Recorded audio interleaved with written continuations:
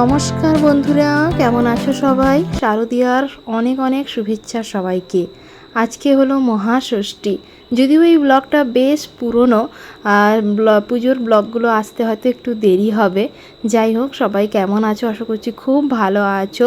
নতুন সকালের নতুন একটা ব্লগ নিয়ে চলে এসেছি। আজকে সকালটা শুরু হয়েছে খুব তাড়াতাড়ি, বলতে গেলে খুব ভোরে, প্রায় ওই 5টা নাগাদ ঘুম থেকে উঠেছি। আজকে একটা জায়গায় যাওয়ার রয়েছে, তার জন্য। তো সোনাকে এখন ঘুম থেকে তুলবো, দিয়ে না চটপট রেডি হব। চলো পুরো ব্লগটা কন্টিনিউ দেখতে থাকো, আশা করছি অনেক ভালো লাগবে। Good morning Dodo. কি গুড মর্নিং বলো? কোথায় যাবে? কোথায় যাবে? হ্যাঁ, কার কাছে? পাপার কাছে। চটপট ব্রাশ করে নাও, ব্রাশ করো চটপট, ব্রাশ করে নাও। কি ব্রাশ করে নাও, নাহলে তোমাকে ছেড়ে দিয়ে চলে যাব। সকাল এখন 6:30 কি 6:45 মতো বাজে। সকালে উঠে ফ্রেশ ট্রেশ হয়ে চা আর বিস্কিট খেয়ে রেডি হয়ে পড়েছি। সকাল সকাল বেশি ভারী কিছু তো আর খাওয়া যায় না, যাওয়ারও তাড়া রয়েছে। তার জন্য বেশি কিছু খাওয়া দাওয়া না করে রেডি হয়ে ব্যাগপত্র নিয়ে বেরিয়ে পড়লাম। তোমাদেরকে বললাম না আজকে একটা স্পেশাল দিন, একটা জায়গায় যাচ্ছি। চলো যেতে যেতে তোমাদের সঙ্গে শেয়ার করব। এদিকে গাড়িও চলে এসছে, আর এদিকে আমার সোনার কাণ্ড দেখো। ও নাকি এখন গাড়িতে না গিয়ে ও নাকি বাসে যাবে। ওর বাবা যেভাবে বাসে যায় না, সেই রকম ও নাকি বাসে যাবে। রাস্তা দিয়ে বাস দেখতে পাচ্ছে। তো আজকে আমি, বাবা আর এই যে সোনা যাচ্ছি। মাকে টাটা করে চললাম। আজকের সকালটা খুবই স্পেশাল আমার কাছে। আজকে কলকাতা যাচ্ছি আমার ভালোবাসার মানুষটার সঙ্গে দেখা করবার জন্য।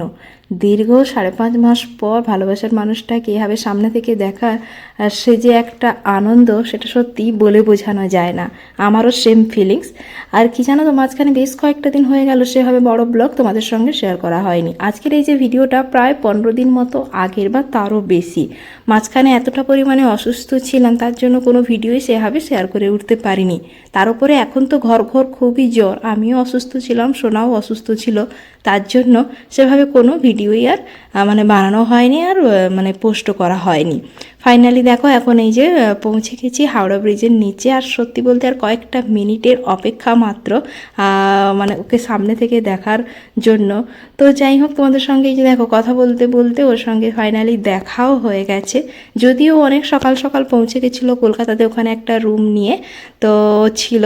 তো এখন এই প্রায় 9টা বাজে, আমরাও পৌঁছে গেছি। আর সোনা দেখো ওর পাপার সঙ্গে দেখা করে কি যে খুশি ওর। আর যাই হোক, ফাইনালি দেখা পেয়ে আমিও ভীষণ খুশি। সকাল থেকে কিছুই খাওয়া দাওয়া হয়নি, এখন এই যে দাঁড়িয়েছি, টুকটাক একটু খাওয়া দাওয়া করবো। তার জন্য চলো এখন খাওয়া দাওয়াটা সেরে নিই। তো এই যে আমরা চলে এসেছি এখন হোটেলে। এই আমাদের একটা ছোটোখাটো রুম কলকাতার বুকে। তো আর এই যে বাবা ছেলে মিলে এখন কি খাচ্ছ? কি এনেছো বলো? সরভাজা। সরভাজাটা কোথাও? কৃষ্ণনগর থেকে। ওখানে বাস দাঁড়িয়েছিল, তো শিলিগুড়ি থেকে আসার সময়, তো ওখান থেকে কিনে এনেছে পাপার জন্য। পাপা খাচ্ছ? তুমি কতটা খুশি পাপাকে পেয়ে? পাপাকে পেয়ে কতটা খুশি? ওর নজর এখানে, এই যে টিভি চলছে। এ কে রে? কে টিভিতে? টিভিতে এটা কে? তুমি জানো না? এখন 12টা বাজে, এখন ভাত খাবো। তার আগে এনারা এখন মিষ্টি সব খেয়ে নিও নি, পেট ভার হয়ে যাবে। আর এই যে এদিকে আমি। বাবা আর খেও না, ভাত খাবে তো? চলো। আর এই যে তুমি কতটা খুশি?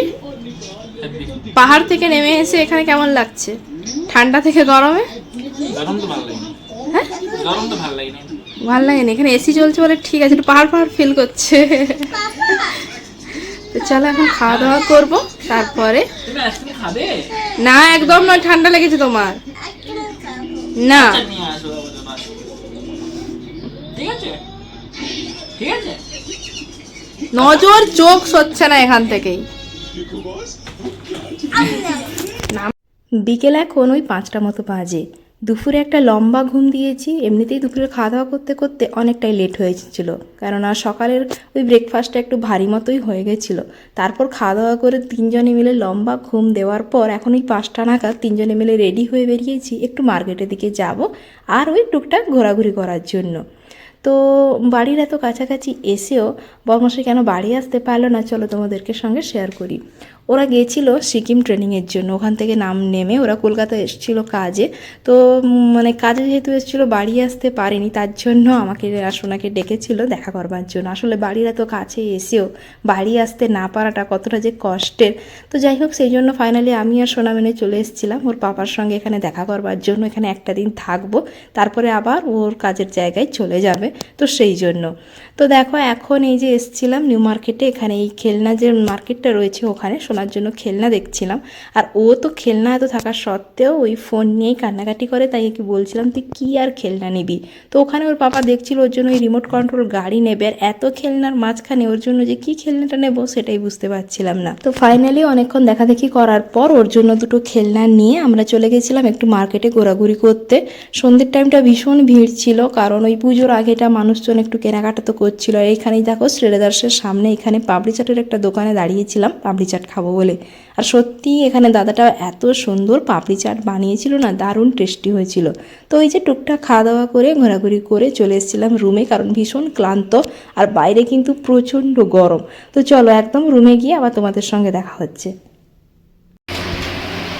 তো ফাইনালি এখন আমরা চলে এসেছি বাড়ি, 7:30 বাজে। আর এদিকে বাবা ছেলে মিলে খেলনা নিয়ে পড়ে গেছে এখন সেট করার জন্য। ডোডো ও সরি, তো খেলনা পেয়ে ভীষণ খুশি। একটা নয়, ওর আবার দুটো দুটো খেলনা হয়েছে, তার জন্য ও ভীষণ খুশি। তো নিউ মার্কেটে তো প্রচণ্ড ভিড় আর প্রচণ্ড গরম, তার জন্য তো তাড়াতাড়ি চলে 7:30 বাজে এখন। তো চলে এলাম। আর এই যে ডোডোর গাড়ি চলছে না কেন, ওরে বাবা দেখি, এই তো পারবে। দাঁড়া দাঁড়া, জুতোগুলোকে সরিয়ে দিই, এখন জুতোগুলোকে খোলা হয়েছে না। নাও, অ্যাক্সিডেন্ট হয়ে যাচ্ছে তো। এই যে এই গাড়িটা কিনেছে। আর একটা খেলনা দেখাও। আর এই যে একজনের অবস্থা গরমে। আর এই যে একটা রয়েছে, এটা একটা বুক যেটায় ফিঙ্গারপ্রিন্ট দ্বারা বিভিন্ন ওয়ার্ডস হয়, তার সঙ্গে এটা পেনটা ড্রয়িং করার জন্য দিয়েছে। ওগুলো মিউজিক বাজে সবগুলো, ব্যাটারি দেওয়া। এটা কোথায় ছিল? আবার দুটো খেলনা পেয়ে কত খুশি হয়েছো? বেশ খুশি। তুই এখন খেলতেই পারছিস না কেন? দেখো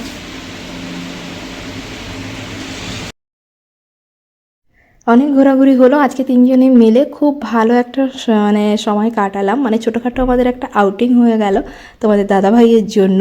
তো যদিও আবার মনটা খারাপ, কারণ আবার কালকে চলে যেতে হবে ওকে ওর কাজের জায়গায়, আমাকে আমাদের গন্তব্যে। যদিও পুজোর সময় ওর বাড়ি আসার কথা ছিল, কিন্তু ওই যে পুজোর ছুটি দিয়েও ছুটি ক্যান্সেল করে দিতে হলো ওদের। তো নানান কারণবশত ওদের এভাবেই ছুটি ক্যান্সেল হয়ে যায়, তার জন্য মনটা আমার আরও বেশি খারাপ। কারণ পুজোয় আসবে এরকম প্ল্যান করে লাস্ট মুহূর্তে মানে ছুটি ক্যান্সেল হলে কেমন লাগে বলো তো। তো পুজোটা একদম মাটি হয়ে গেল, এমনিতেই জল বৃষ্টির জন্য পুজোটা একদম মাটি। যাই হোক, আজকে আমাদের দিনটা তো খুব ভালো কাটলো। তোমাদের এই ব্লগটা কেমন লাগলো অবশ্যই কমেন্ট করে জানিও। চলো আজকের মতো এইটুকুই, দেখা হবে পরবর্তী কোনো ব্লগে। টাটা সবাইকে, ভালো থেকো, সুস্থ থেকো, শুভরাত্রি সবাইকে।